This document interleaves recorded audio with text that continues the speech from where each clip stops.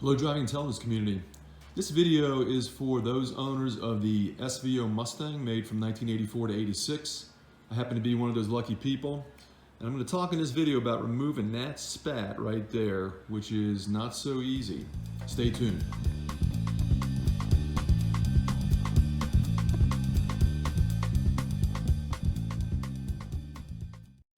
This video is recorded in two sections. The first section shows how the spat is physically attached to the car.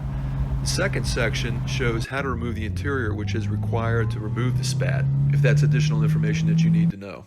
I'm doing a lot of work on this vehicle, and that's why I'm pulling it apart.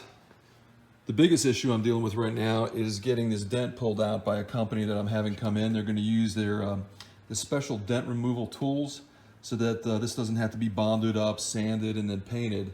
It basically retains the paint and improves the dent appearance dramatically.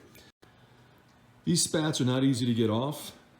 If you look at it just from the external perspective, you've got 3 screws here and 1 screw behind this trim piece, and this trim is not easy to get off either. And there are 2 additional screws underneath here.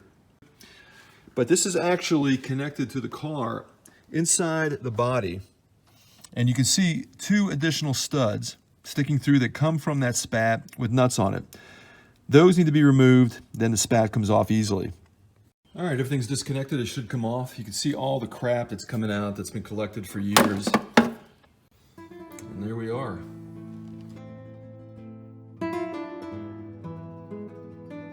This is the end result when you pull out that interior quarter trim panel. It goes from the B-pillar all the way to the back of the vehicle.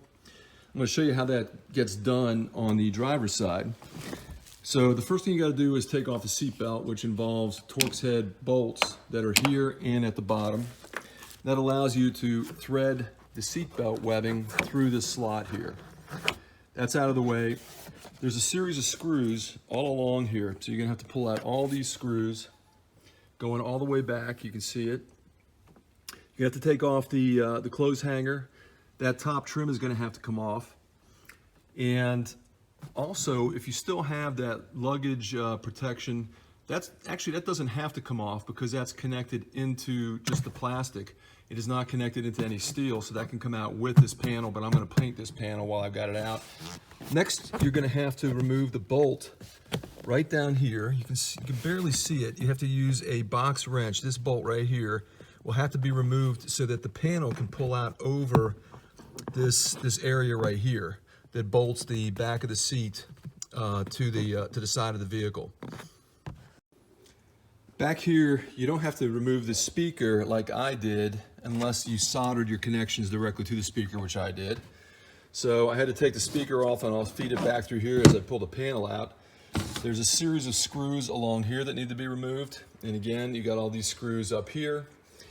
And you should be able to pull it out toward the front because it slots in with the rear panel that I've already removed. Once all that's done, you should be able to get it out, no problem. Oh, there is one other area that has to be done. You see that trim panel that holds the headliner up right there at the top of the door. That has to be pulled out as well. Just pull straight down, and it's out. All right, let's get started.